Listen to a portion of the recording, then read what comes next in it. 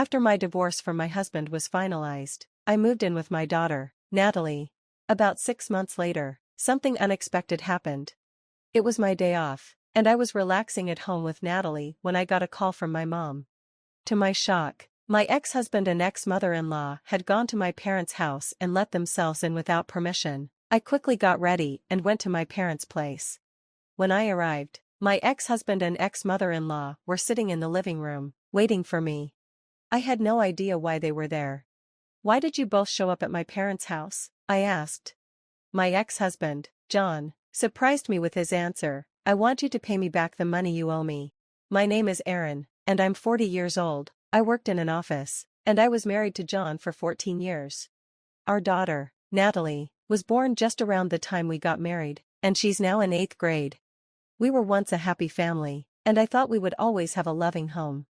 I met John on a blind date and was instantly drawn to his friendly, kind, and cheerful personality. He liked me too, and we stayed in touch throughout high school. After a few meetups, we started dating.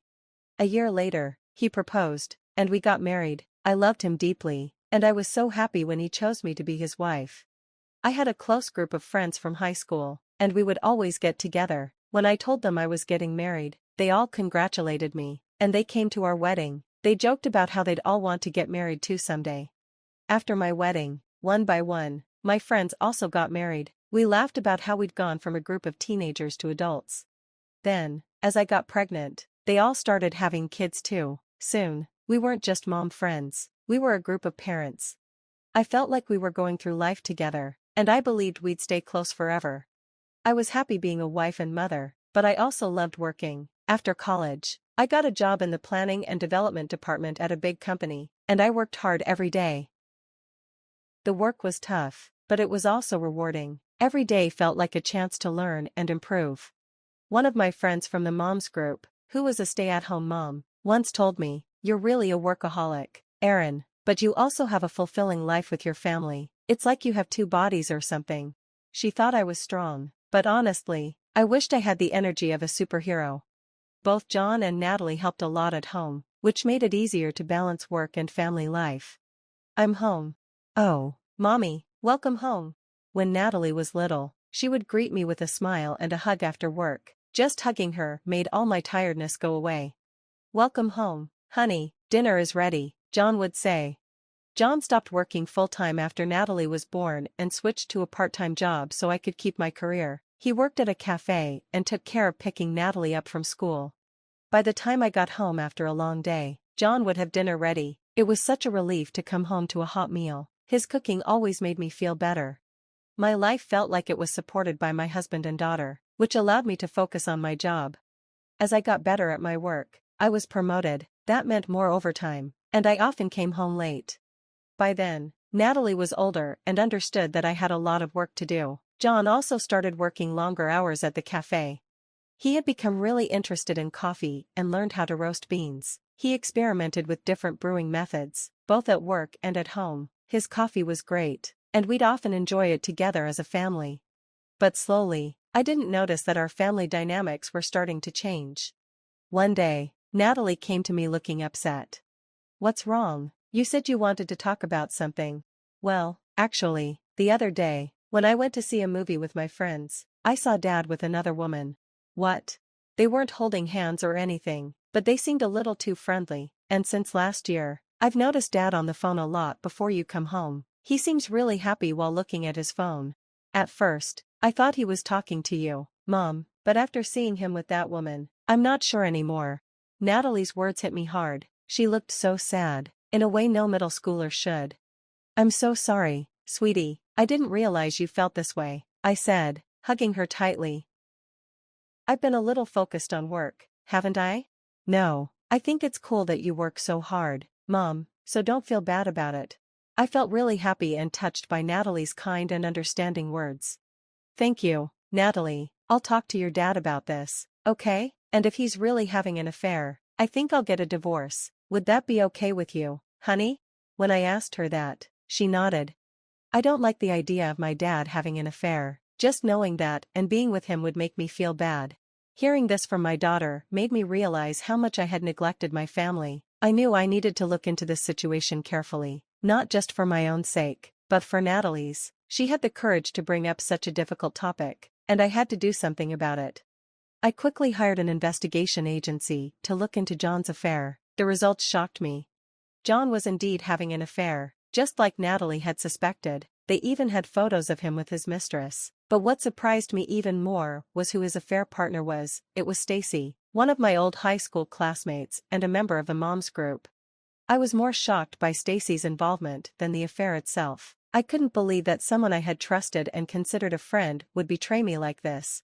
Stacy was a stay-at-home mom, and she was the last in our group to get married. She had a young child, around 5 years old, and yet she was having an affair with John, neglecting her own responsibilities as a mother. When I saw the evidence, I was so stunned that I couldn't move for a moment. If I hadn't been in my room, Natalie could have seen those photos, and that would have made things even worse. I wasn't ready to confront John, and I definitely couldn't show Natalie those pictures. I took a deep breath and tried to stay calm. Then, one of my friends from the mom's group mentioned that she had switched jobs, so I thought it would be a good chance to suggest that we all get together. Stacy didn't know that I knew about the affair, so my friends arranged the meetup, and I planned to confront Stacy, my husband's lover, 3 weeks later. During that time, I quickly hired a lawyer and started preparing for the divorce. I told Natalie what I had discovered and explained that her dad and I were getting divorced. We spent our days off looking for new apartments to move into. Finally, the day came when I would face Stacy at the gathering. At the restaurant, we all caught up with each other, and I asked my friend about her new job. We all shared updates. Stacy still had no idea I knew about her secret, so we all talked casually. Everyone is working, so it's good that things are changing. I'm just a housewife, so I'm stuck in the same routine, Stacy said. Well, you don't have to work, Stacy, since your husband can support you, another friend said. I do appreciate my husband, but sometimes I feel bored with it, Stacy replied. That was my cue. It was time to confront her. So that's why you're having an affair with other people's husbands, right? Huh? Stacy and the rest of my friends froze when they heard my words. Hey, Aaron, what do you mean by that? One of my friends asked, confused. Stacy stayed silent, her face going pale. It looks like Stacy is having an affair with my husband, John, I said bluntly. No way, you must be joking. Stacy would never do something like that, one of my friends said, defending her. Stacy quickly denied it. That's not true. Aaron, what are you talking about all of a sudden? You must have mistaken me for someone else. Oh, really? Then why don't you all take a look at this? I said, pulling the photos from my bag and placing them on the table. My friend stared at the pictures, shocked. Oh my gosh, Stacy, why? Stacy clearly hadn't expected me to have proof. She covered her mouth, stunned. Why did you have an affair with my husband? I asked, still trying to process it.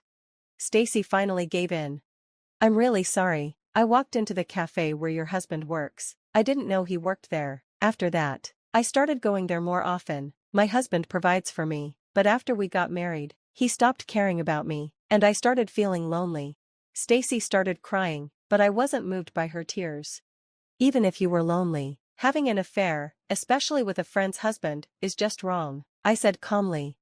Turning to my friends, I added, I'm sorry to involve all of you, but I need to let Stacy know that I'll be suing for alimony. I've already sent certified mail to her house, so her husband should have received it by now. Stacy gasped in shock. You need to be held accountable for your actions, I said firmly. Stacy nodded, looking pale and defeated. The rest of the mom's group was upset and said, we can't trust you anymore, Stacy. We left the restaurant, leaving Stacy behind. Now that Stacy was out of the way, it was time to deal with John. I'm sure Stacy had already contacted John about what happened, so when I got home, John was waiting by the entrance, looking panicked. Hey, how could you do this? What? I just got a call from Stacy. Are you really talking about your affair? Why are you making this so public? You're terrible. You pretended to be a good husband, but behind my back, you were having an affair. No, that's... But Stacy has a family too. Why expose her to her husband like that? That's ridiculous. I guess people who have affairs think the same way, huh? You think as long as the other person doesn't know, it's fine, right? But what you did was wrong. So now everything has to come to light as part of your punishment. That's why I'm divorcing you and demanding alimony and child support. With the affair already proven and no way for him to deny it, John agreed to the divorce, but he was reluctant to pay alimony and child support. After I hired a good lawyer and made it clear I was ready to take the case to court, he finally agreed. So, I divorced my ex-husband, sold the house we'd lived in, and moved into a new apartment with Natalie. I filed for alimony from both John and Stacy, and they each paid me $30,000. I also demanded child support from John. After the divorce was finalized, Natalie and I settled into our new life. As expected, the whole situation traumatized me, but over time, the pain began to heal. However, about 6 months later, something unexpected happened. I was relaxing at home with Natalie on my day off when I received a call from my mother. What she told me shocked me. My ex-husband and ex-mother-in-law had suddenly appeared at my parents' house and forced their way in without permission. My father was out handling some personal matters, which is why my mother called me in a panic. I quickly got ready and headed to my parents' house. When I arrived, my ex-husband and ex-mother-in-law were sitting on the living room sofa, waiting for me. I had no idea why they had shown up. "What are you both doing here at my parents' house all of a sudden?" I asked. And then, my ex-husband said something that completely shocked me. "I want you to give me back the money that you owe me." "What? I never borrowed any money from you. I paid $15,000 for the wedding, didn't I? You were the one who wanted the wedding, so I lent you that money. Since you divorced me, this is all fraud. I could sue you for marriage fraud, but all I want is for you to return the $15,000 as a settlement." His demand was outrageous. My ex-mother-in-law chimed in, saying I should pay him as soon as possible. After the divorce, I knew John had gone back to working at the cafe, but I also knew the pay there wasn't much. He must have been struggling financially, which was probably why he was making such ridiculous requests. Let me remind you, we both played equal roles in the wedding, and after that, I paid more than you for our living expenses. If you calculate it all, $15,000 is nothing compared to what I spent, so don't harass me with your impossible demands. I tried to get them to leave, but they refused to leave easily. Then, my father came home. Apparently, he had received a call from my mother and rushed back. "What are you doing here?" he asked, glaring at them. My ex-husband explained the same thing to my father, looking terrified at my father's angry tone. My father listened in silence, clearly shocked and furious at John's demands. "You're the one who had an affair. If you're going to make these ridiculous demands, get the hell out of here." With that, my father tried to kick them out, but my ex-husband fell to his knees. "Please, Aaron, lend me the money. Stacy's husband is demanding alimony from me too, and I really can't pay. Please, $15,000, no, $10,000 would help." It was insane. He was begging for money at a time like this. I coldly replied, "No, I can't do that. Now go home."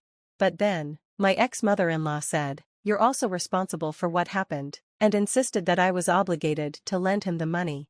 The situation was getting out of hand, so my father said, "Fine, I'll get the money, wait here," and went to another room.